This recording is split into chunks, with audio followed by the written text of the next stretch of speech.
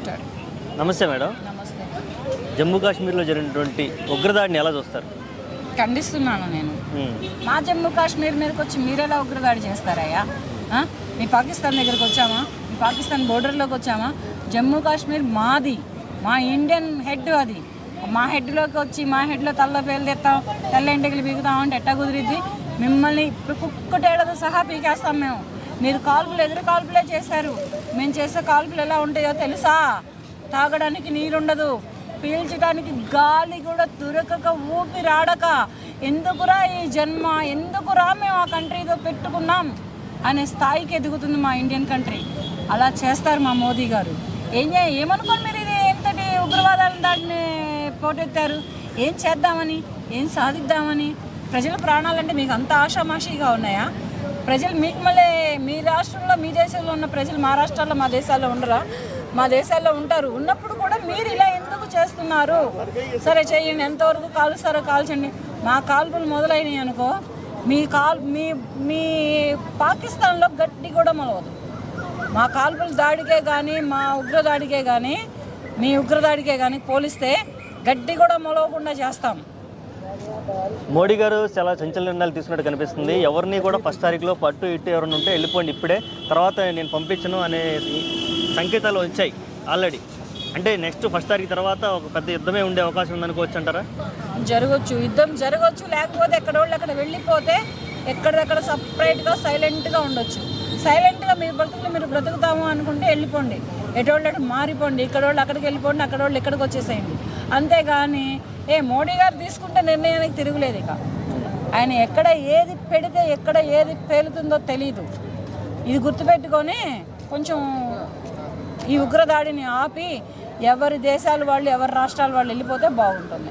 అసలు మనం ఇంకా యుద్ధం అనేది ప్రకటించలేదు. ఈలోపు పాకిస్తాన్ అణుపరీక్షలు చేసుకొని ఆ వీడియోలు రిలీజ్ చేసి మనకి చూపిస్తుంది. అంటే మనం బెదిరిస్తుందా, లేదంటే మా బలం ఇదని వాళ్ళు చూపిస్తున్నా? ఎలా అర్థం చేసుకోవాలి? ఇది రెండు. మా బలం ఇదేని అర్థం చేసుకోవచ్చు, లేకపోతే బెదిరింపులుగానైనా చూడొచ్చు. వీళ్ళు బెదిరించే బెదిరింపులకి ఎవరు భయపడి బెదిరిపోరు ఒకటి.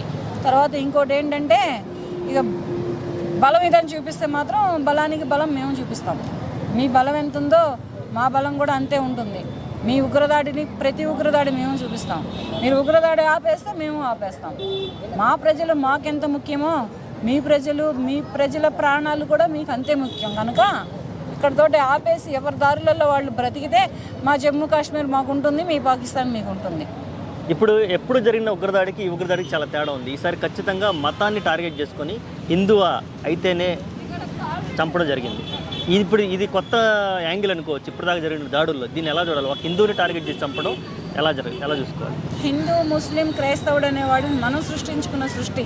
అంతేగాని దాన్ని అడ్డు పెట్టుకొని, మతాలను అడ్డం పెట్టుకొని, కులాలను అడ్డం పెట్టుకొని ఇటువంటి దాడులు, మెరుపు దాడులు చేసి ప్రజల ప్రాణాలు తీస్తూ ఉంటారు. అంటే అవతల సైడ్ ఉన్న ఇండియన్ కంట్రీలో ఉన్నటువంటి రాష్ట్రాల్లో ఉన్నటువంటి యువత ఊరుకోదు.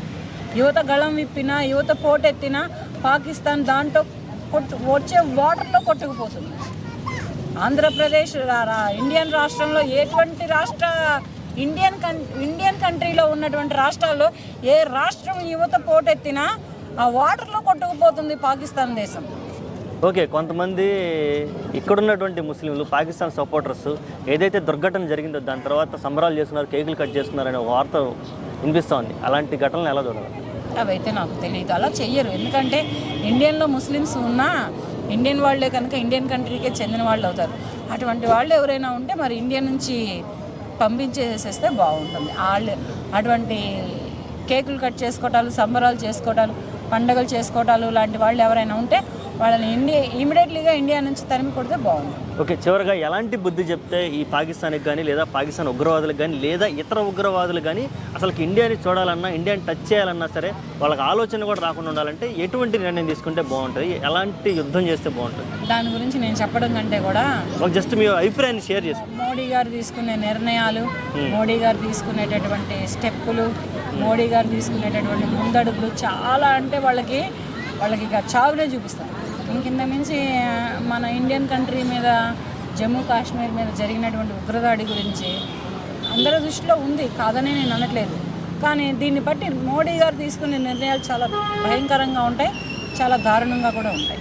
ఇప్పుడు మోడీ గారు తీసుకునే ప్రతి నిర్ణయాన్ని అన్ని రాజకీయ పార్టీలు, అన్ని మతాల వాళ్ళు, అంతమందరూ ప్రజలు ఏకీభవిస్తే బాగుంటుంది అనుకుంటున్నారా, లేదంటే మిక్స్డ్గా ఉండాలా, అసలు ఏం తీసుకోవాలి? లేదు, ఇండియన్ కంట్రీలో ఉన్నటువంటి ఏ రాష్ట్రంలో వాళ్ళైనా కానీ మోడీ గారు తీసుకున్నటువంటి ఈ ఉగ్రదాడి మీద మోడీ గారు తీసుకున్నటువంటి నిర్ణయాల్ని ఏకీభవించాలి, ఇతని తరపునే సపోర్ట్ చేయాలి. ఎందుకనంటే యువతులు ఇక్కడ ప్రాణాలతో చెలగాటమాడుతుంది అవతల దేశం. మన ప్రాణాలని మనం కాపాడుకోవాలి అంటే మన నాయకుడికి మనం సపోర్ట్ చేసుకోవాలి. ఓకే, ఎవరైతే ప్రాణాలు కోల్పోయారో వాళ్ళ కుటుంబాలకు సంబంధించి మీరు ఎటువంటి సానుభూతి తెలియజేయాలనుకుంటున్నారు? నేనైతే వాళ్ళకి ప్రకట సానుభూతి తెలియజేస్తున్నాను. అటువంటి అమరవీరులకు జోహార్లు అర్పించుకుంటున్నాను.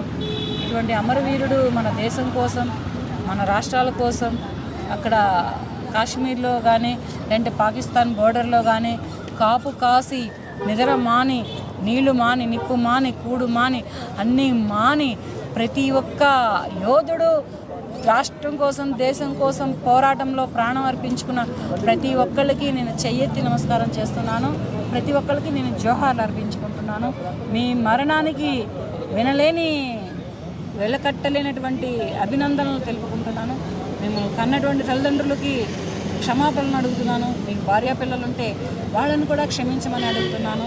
మన కంట్రీ గురించి, మన ఇండియన్ కంట్రీ గురించి మీరు ఎంత పోరాటం చేసి ఇంతటి ప్రాణత్యాగం చేశారు కనుక మీ త్యాగం మన ఇండియన్ కంట్రీకి ఎనలేని ఘనతగా నేను మరీ చెప్పుకుంటున్నాను. Okay madam, thank you so much.